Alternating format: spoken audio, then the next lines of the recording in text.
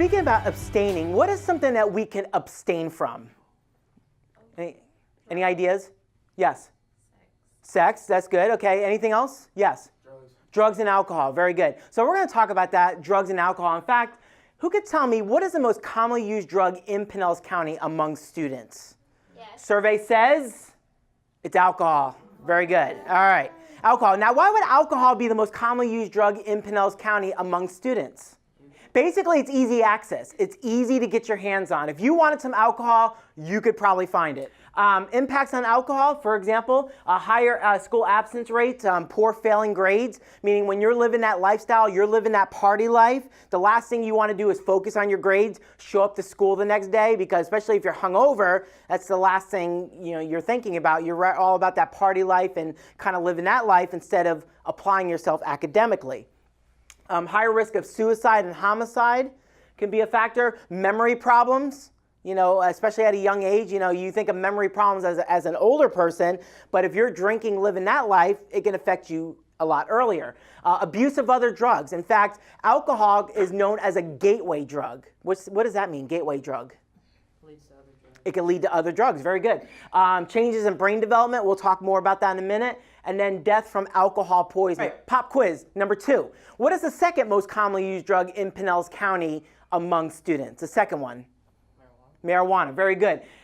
It's the number 1 illicit drug, second only to alcohol. So alcohol's first, marijuana is second. But you know what? Things have changed over the years. Now jump ahead to 2013. It was 4% in '69. What is it now in 2013? 48%. Almost half of Americans have at least tried marijuana. Now there's people that will argue that and say, well, marijuana is an herb. It just grows out of the ground and it's just for me, right? But you know what? It is an herb, but you know what else is an herb? Oregano, basil. Does anyone smoke oregano or basil? Then any of your friends like, yo man, I got some oregano in my locker.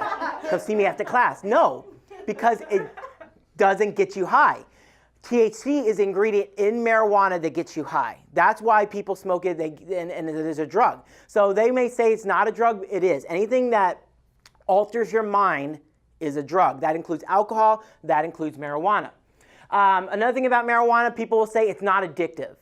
And the truth of the matter is it can be addictive. Not everyone that smokes weed every day gets addicted to it, but there is a percentage that does. In fact, if you jump down to number 2, 1 in 6 of those who smoke marijuana every day get addicted to it, meaning they can't live without it. They will go great lengths and great depths to get it. Whether it's steal from somebody or whatever, they can't live without it, where others are just dependent on it. Another thing is, we're going back to talking about the brain development.